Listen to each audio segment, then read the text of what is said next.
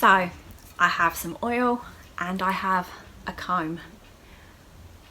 Ollie went and got blue tack stuck in his hair today, and yes, and I thought I'd just share, because it's quite common for kids to experiment with either blue tack or gum, and if you ever get chewing gum or blue tack or anything like that stuck in a kid's hair, rather than cut it off, I'll tilt you down in a minute so you can see, what I find works really well is oil. Just smother their hair in oil and then very carefully like comb it out, and it will completely get out the gum, or in this case blue tack.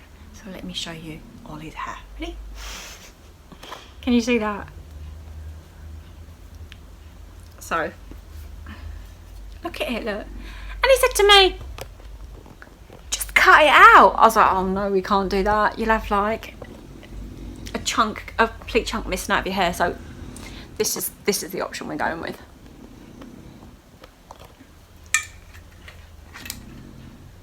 Right, can you do me a favour and just tilt your head up ever so slightly, because I don't want it dripping all down in your face. Oh. I'm not being joyful. Pardon? I'm not being joyful. You're not being joyful? And getting oil all over my face. No, it won't be. Oh my gosh, Ollie. Right, let's knock that over, eh? And then I'm just going to squish it through. And already it's breaking down the blue tack. Is it dripping? Can you tell? No? Bit more oil.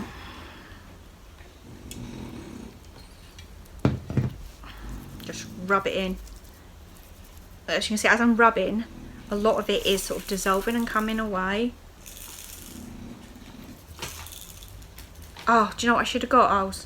What? Some tissue. Let me call Liam to get me some tissue. Because look, you don't look very nice either, does it? Oh. Did I just drop some on you? I am, anon. The oil's dripping down on you. I'll have that bit. I'll just stick it in here.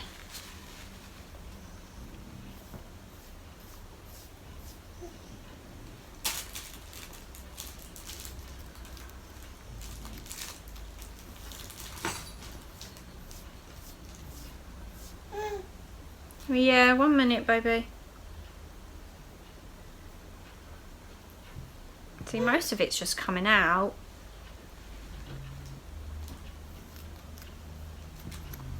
Is that hurting or is that okay? It's okay.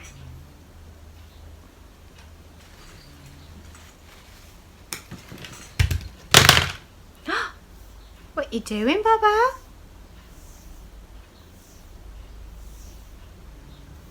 There we go, it's done. Didn't take long, did it? Yeah. Right. It's a bit mucky though.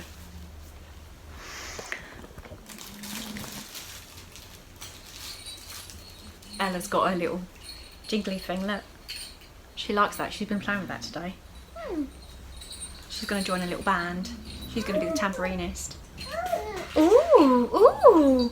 So any oil will work. I used just the cooking oil I usually use, but you can use baby oil, you can use coconut oil, any oil will work. But obviously we're going to have to give it a good wash to get the oil out now. Like a couple of washes at least. So if you can go and run a bath, Ollie. Yeah. And then call me and I'll come and wash your hair when you're ready. I'm now gonna start dinner. This isn't what I was expecting to do when I come home from the school run. It's like getting blue tack out of your hair. Yeah. But hey, sharing it with other people might save some other child's hair. Yeah. Yeah. Alright, go on then. Kids.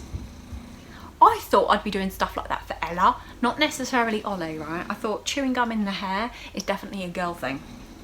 Clearly, not, well, it's not showing up, but I'm gonna go wash my hands. Start dinner. Wilkinson's have a half price sale on their vegetable seeds. It's coming to the end of the season, isn't it? So I did get some French beans and some peas. It's too late to be planting them now, but for next year, I'm looking forward to planting them. And then I did get some cabbage, cauliflower. These little carrots look good. Carrots and beetroot. I looked online and these things you can still put in and get a harvest sort of the end of the summer. And I saw online that some people, if you don't pull the carrots out of the ground, will continue to be able to pull carrots into the winter. So I'm looking forward to that. I'm going to get these planted up now. The greenhouse is coming along. I had to put some string because everything in here is kind of flopping over, especially my potatoes. But yeah, I've got these potato flowers. And tomato flowers.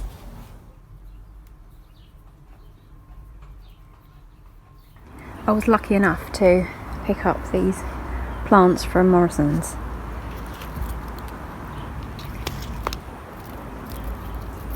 It's been so hot that everything is just struggling in the garden. So after giving them a good water, I'm just taking off the obvious signs of what needs to come off. Like this one, it needs to go. The rose I won't do with my hands because it'd be prickly. I'll do that with my cutters in a sec. It's so droopy. I'm half tempted to put these in the ground tonight. I just don't know where I want them at the moment. So I'm just going to let them recover up this end of the garden because it's more shade and have a think about it. It's a really pretty colour rose.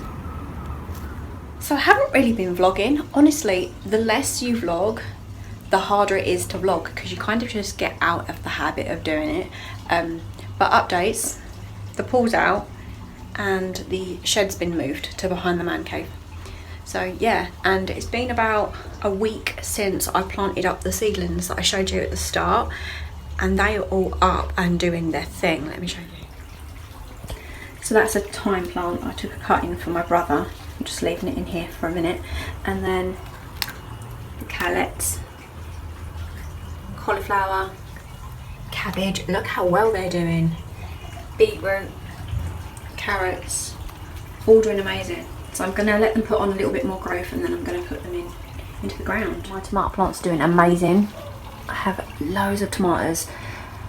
They're a way off being ripened though.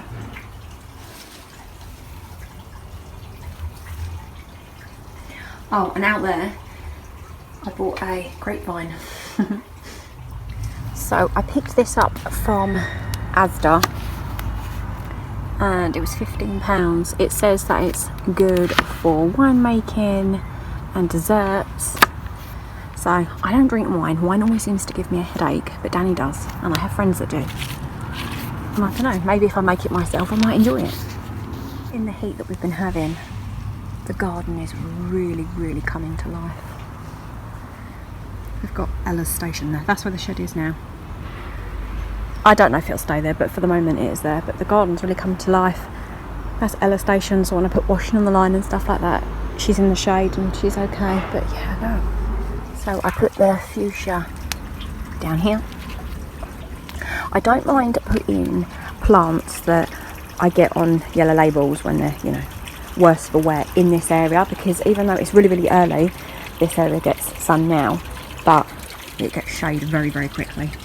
I put the salvia here, and then that rose, when I took it apart, there was actually 4 roses in there, so I've put one there, and then I put one each side of my drive to balance it out, because I've shown you before that quite often, oh, I'm tripping over stuff here, quite often to make a plant look bigger and bulkier, they'll put more than one in the pot, and then when you break them apart, it's like, yay, 4 plants for the price of 1. So I have a rose there that I bought a while back on sale. It's budding, but there's no blooms yet, and I'm excited to see what colour that will be. So the other plants are these balloon flowers. These ones are like a whitey pinky colour, and I do already have some blue ones. I made some errors.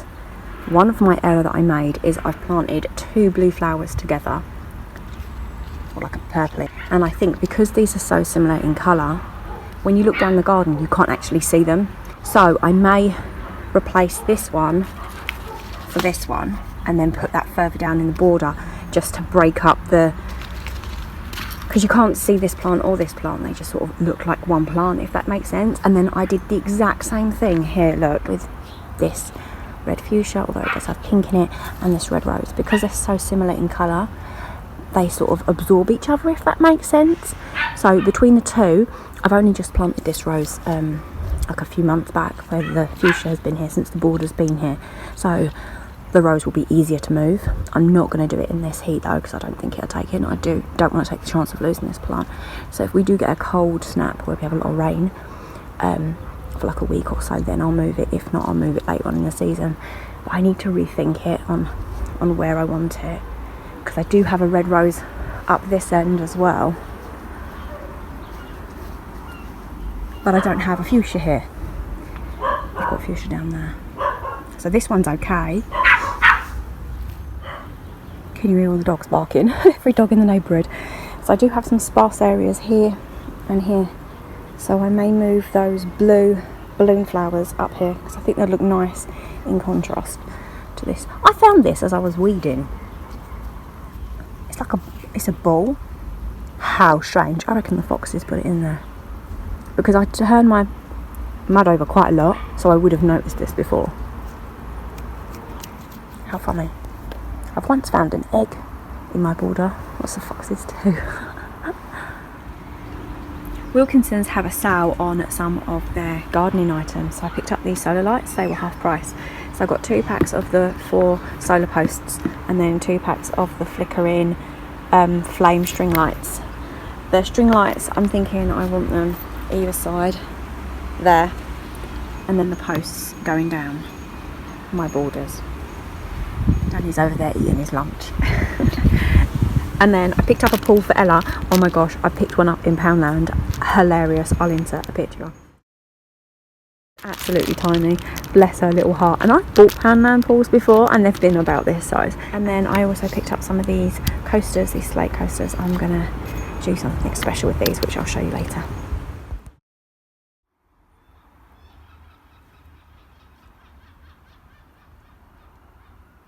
So I started cutting my lavender back. I've done this one. I used my shears, and then Danny suggested getting the power tools out, so I'm going to do that instead. Make it a lot easier.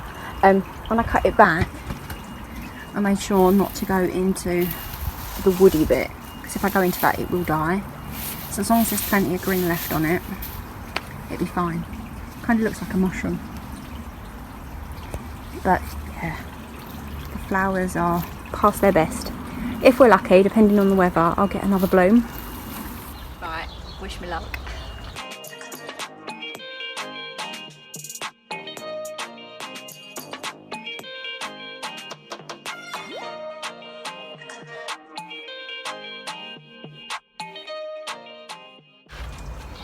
This is actually really, really easy.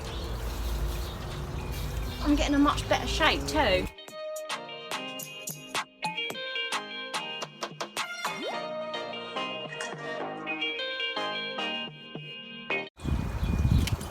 Is I can just keep going and going and going and going and getting shorter and shorter and shorter, couldn't I? Right. But that is so much quicker. That, and it's a lot more even. Look Yeah, from the door. I know, I did go over that one a little bit, but I don't want to go too low on that one because I don't want to go into the woody. I don't want to kill it. I wouldn't go any further. It's going to grow out anyway. Yeah. Oh, I love that. It's tough. That's love. Yeah. It's cool, isn't it? And she's clean it up now. Yeah. Yeah. I can't get it perfect. Perfect. Sausage. I can't get it to the babes. My haircut. Yeah, that's me. Yeah? It's got to be a haircut, right? Right. I'm looking at it like it's a head of hair. Yeah. Yeah. I mean, this is where you're looking in the light. Yeah. The bits because you. That's what I do, yeah. Yeah. I'm happy, thank you. Look at me with power tools. So with all of the lavender that I've come off, I'm gonna use it as part of my mulch. So I'm gonna just spread it around. That's what I did before.